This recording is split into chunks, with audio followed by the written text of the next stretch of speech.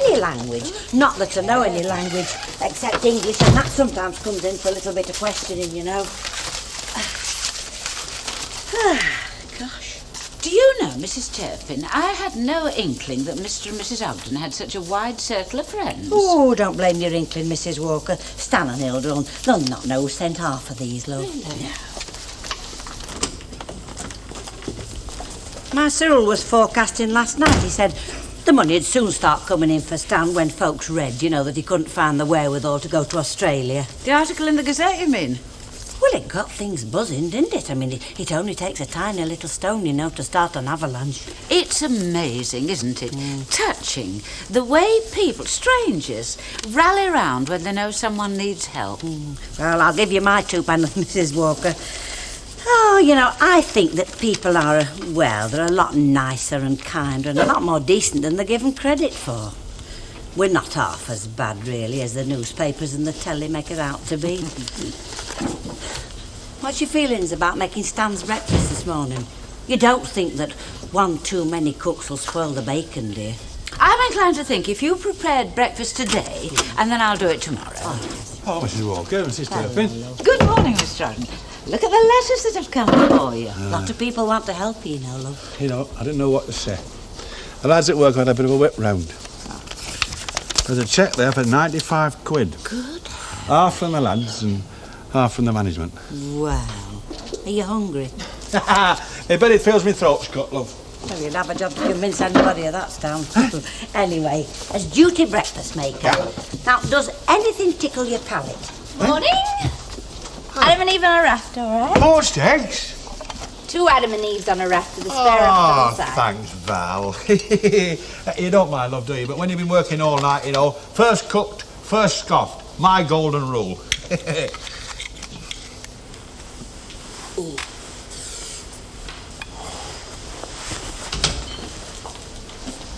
Been there all night?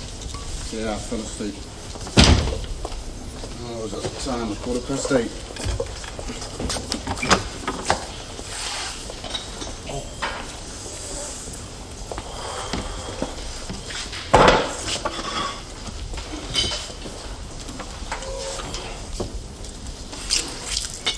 Pressing them pants will be like pressing a pair of concertinas, and I've not got time to do them now, so you better wear your best suit. Your breakfast's not ready yet. You may as well go up and change and scrape that shadow off your chin. No, I'll wait a bit. The 94 bus won't wait. It's always early when they're going past the bus shed. And it's turning 20 past now. I want to talk to you, Audrey. I think we should have a talk. Look, you've been clocking in late as it is. The last worry I've got is clocking in late. And doubt if I'll be clocking in at all today. Like I could not after last night. I didn't sleep. I was just sat there thinking. Not that middle of the night thoughts ever make sense the next morning. The kettle will be boiling. Well, don't brew if it's just for me. I'm all right. You didn't expect me to go to bed and sleep last night after what you said, did you? Oh, Audrey, I've got to have a talk to you. What is there to talk about? All right. Well, watching you and Ray seems to be your favourite spectator sport round here. Only it's new to me. I'd like you to fill me in a bit, please. I've nothing to add to what I've already said. Well, all you said was I love Ray, that's all. That's all you said, I love Ray. Yes, there's nothing else I can say. If there was, I would have said it last night. Look, Audrey, you've got time to sit down for a minute or two. Well, there is a marriage to think of. Remember, you married me.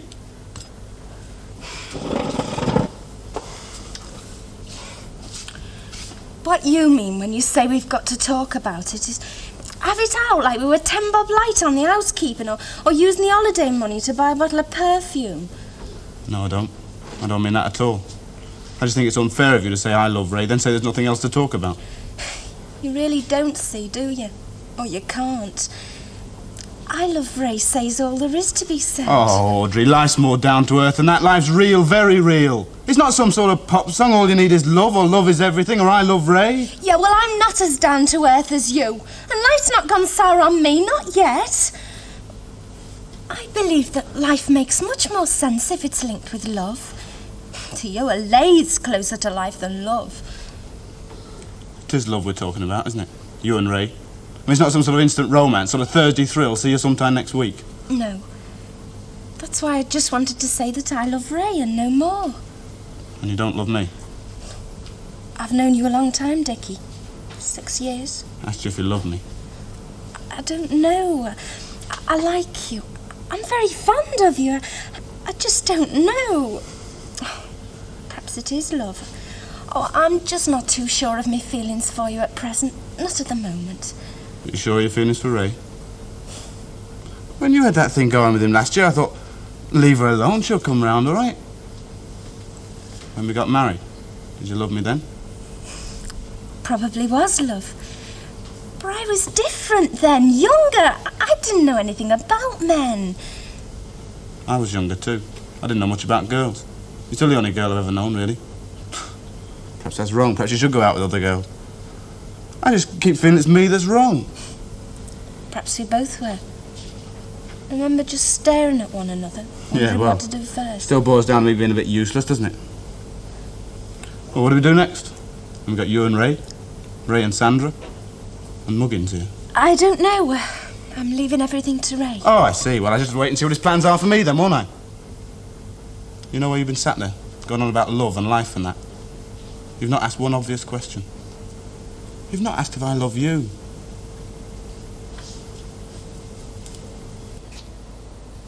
That's it then. Please. Oh, I was just coming to see you. Have you been to the yard yet, or are you on your way now? Why? Got a message from that brutal boss who doubles as my bridegroom-to-be. 7 shillings just. Thank you, Mrs. Sharples.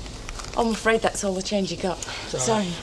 A message? What about? That job Len's doing down in Huddersfield. Oh, the new school, Carro Primary. Probably. Anyway, Ray asked me to tell you that he's nipped over to Huddersfield to give Len a hand. He flashed off this morning. Will he be back tonight? His words were in a day or 2 or 3 or 4. He might have blooming well said something to me instead of just shooting off. Well, as the little lady just said, he did ask me to tell you. Oh, no messages, no instructions. Well, what am I supposed to be doing while them two are away? Sounds like a cushy number to me. Take it easy. Take up knitting. Make Dickie a sweater.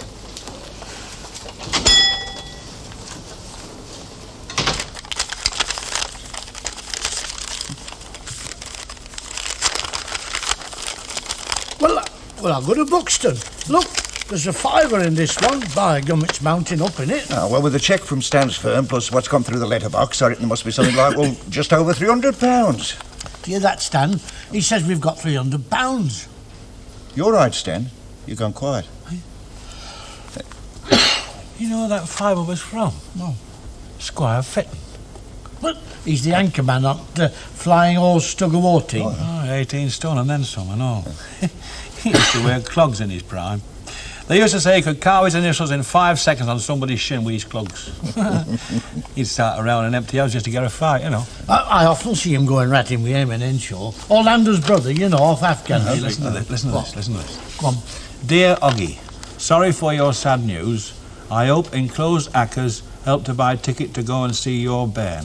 Be good, yours faithfully, your obedient servant, Squire Fitton. Do you know that there's about 15 Fittons living in Cypress Street?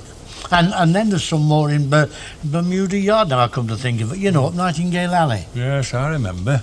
Compared to Nightingale Alley, sniffing down goods is like going to a flipping rose garden, isn't it? But they're very chesty, all of them. They're prone to it, you know, runs it family. I reckon the Fittons can get a touch of bronchial trouble just as easy as you and me get bunions. Come in! I thought you'd be in the counting house, Mr. Ogden. This is Kevin Wilde. Sergeant Turpin, isn't it? The face and the civic clothes just didn't connect. Oh, well, I'm here as a neighbour, so nothing in the Gazette about police surveillance at Ogden House. There's been a pretty fair reaction to the story, Mr. Ogden. We've had letters flooding into the office. I brought most of them with me. I should think there's a goodly bit of loot there, Mr. Ogden. About 250, 300 quid, maybe. Well, if the lad's right, Stan, you got your ticket to Australia. OK, if Kevin takes a picture, Mr. Ogden, say, here, of me handing over the box of letters and donations. Hold up. You weren't expecting we'd have letters for you, were you? No. Yeah, well, it usually happens. And when do you think you might be going, then? To Australia? Well, I suppose you could book a plane tomorrow, Stan.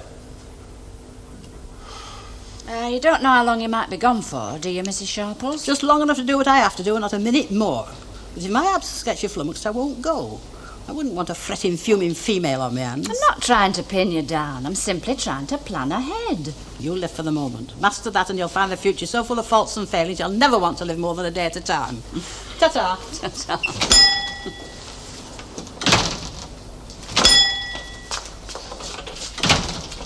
Yes?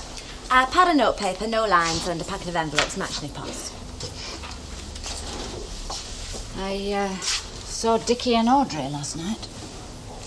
Dicki wanted to speak to me urgently. You gather what this is leading up to, I suppose? Yeah, well, I didn't mean to tell Dickie, it just sort of slipped out. You know the way it does. I'd be flattered if you credit me with an average amount of grey matter. What do you mean? That you meant to tell Dickie. That you wanted to tell him. Perhaps you didn't mean to bring me into it, I don't know, but you did. Leaving me to answer a lot of awkward questions from Dickie. Did you tell him about Audrey and Ray? Faced with an impossible situation, I had no choice. I'm sorry. Those I'm sorries of yours trip off the tongue too easily. Well, I am. I'm sorry. I don't think you are. I don't know you could be sorry for. Dickie and Sandra? No, I'm probably sorry for myself. Sorry has no meaning until you know what it really feels like. And I don't. No, not yet. But you will. If you cast your mind back, you'll recall that I asked you not to tell Dickie about Ray and Audrey as a favour to others involved. But at the same time, I was trying to do you a favour.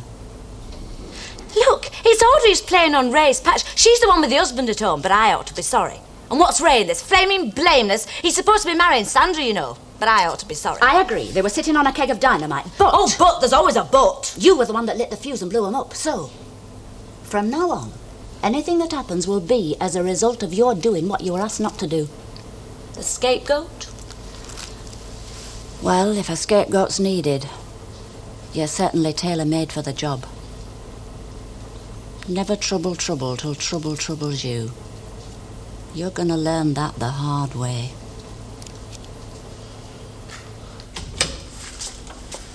I took the liberty of letting myself in. The door was on the latch.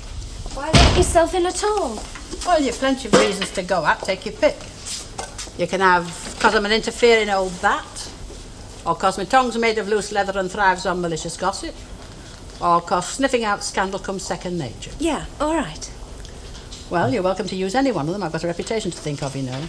Mrs. Sharples, please, what do you want? Ah, now there you've got me. It's not what I want. It's what you want.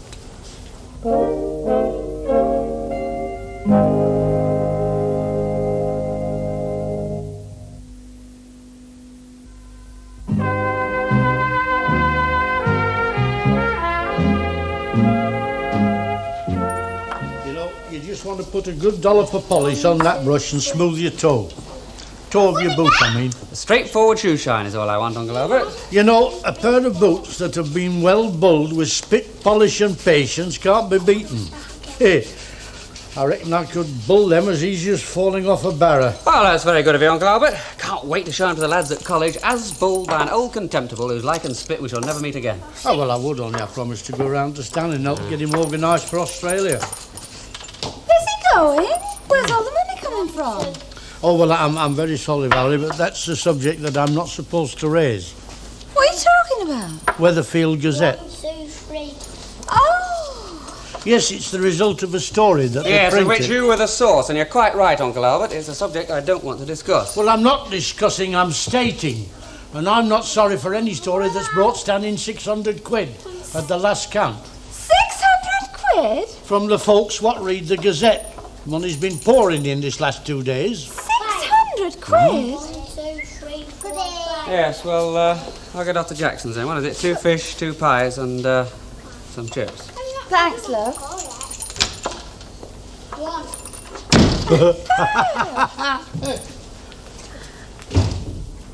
He's not bad at all, you know, that lad of yours.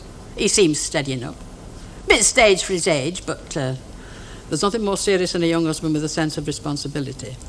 All that really amounts to, Mrs. Sharples, is that you know what I know, what everybody knows. Dickie's dull.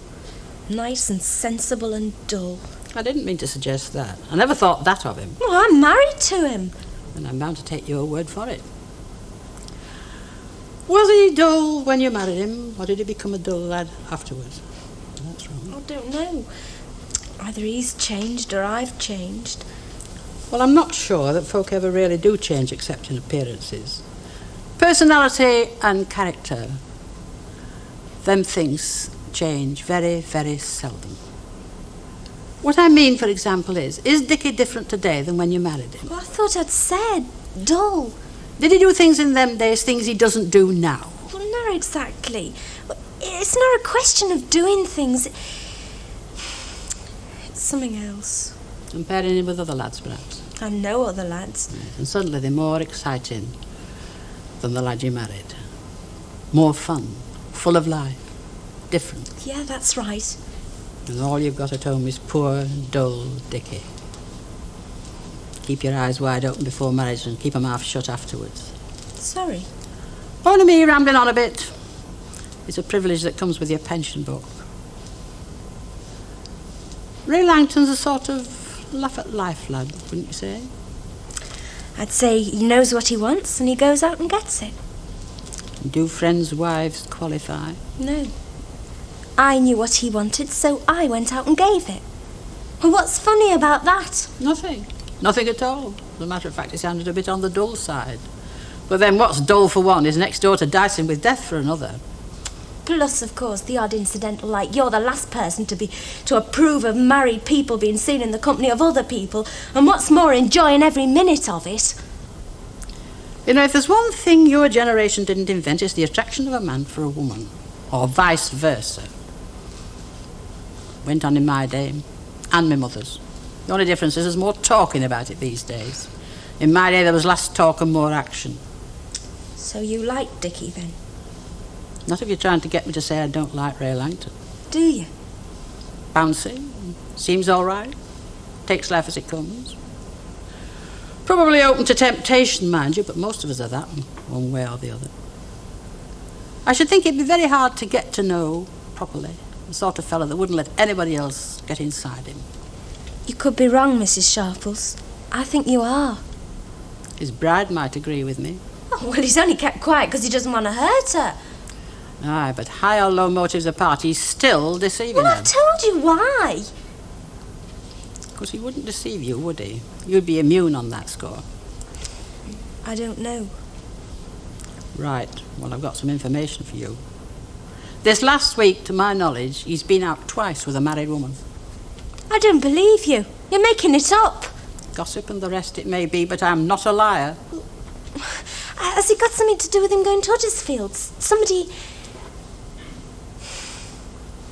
You mean me, don't you? I'm the married woman.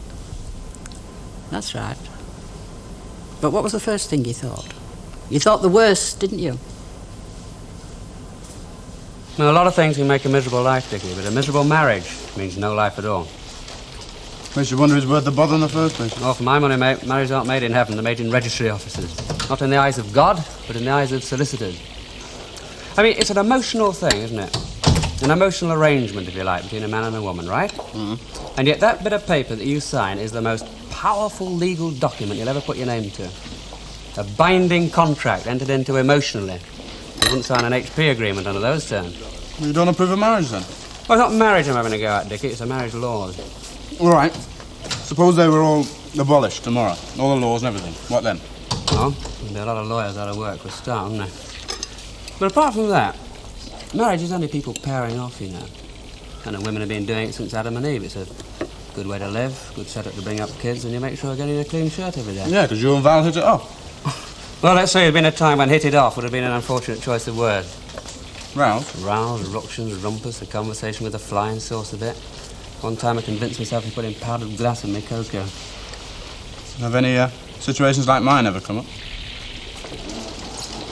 Yeah. Can I just say one thing, Dickie? You think with your head, don't you? Me too, I suppose. You rationalise things. But it is possible to think with your heart. That's where you go mining for the passions and the poetry. Oh, Stanley. My goodness, you're looking slightly whiter shade than pale, mate. Albert tell you about the money? What's the matter? It's a smallpox jab. Cyril's trying to get him on a flight tomorrow. There's a plane in at about 11:45. Ah, I know. Oh, yes, I know. I had mine at the university. Put me in bed for a day and a half. Shh. Eh? A smallpox jab. Not till this afternoon.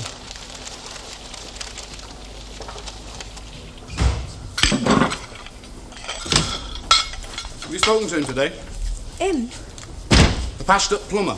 You said you're going to work out what the next move was going to be. Ray's away for a day or two. Huddersfield. He'll sort it all out when he gets back. Have you discussed anything with him? Quite a few things, Because I don't think you've discussed anything. I think you're stuck. I don't think you know where you're going in the future. Look, I've told you, I'm leaving everything to Ray. He's that kind of a fella. You lean on him, not the other way round. And he 2 times you while he's doing it. Oh, don't tell me there's another married woman Well, about there'll be one next month, Mrs. Langton. Are you on about Sandra? No, me Aunt Fanny. Of course I'm on about Sandra. Don't tell me she's still going round here in wedding bells. Well, why not? The bands are ready for the first air and they've named the date. Look, Ray marries Sandra on the 23rd of May. Saturday the 23rd of May. St Mary's Church. Oh.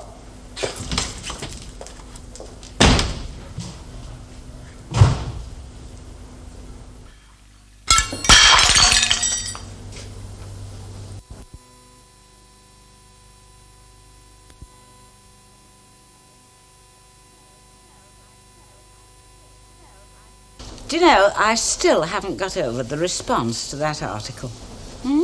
The money for Mr. Ogden's ticket. People's kindness. That's the golden chain that binds society together. How are you feeling, Stan? Well, it is behind my eyes now, itching, you know. How's your arm? Well, it's all right as long as I keep it perfect still. Well, you'll have to lay off lifting, you know. Oh, well, I'll have to, but I would if I could, you know that. And that includes a pint mug. Hey?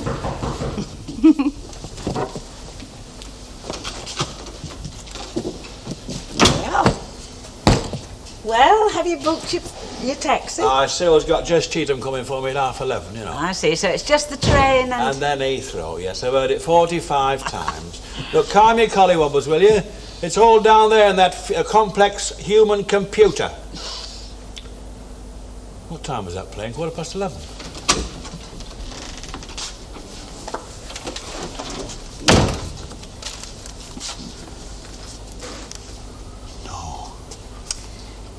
Do you want to open it, Stan, or shall I? Oh, no, you do it.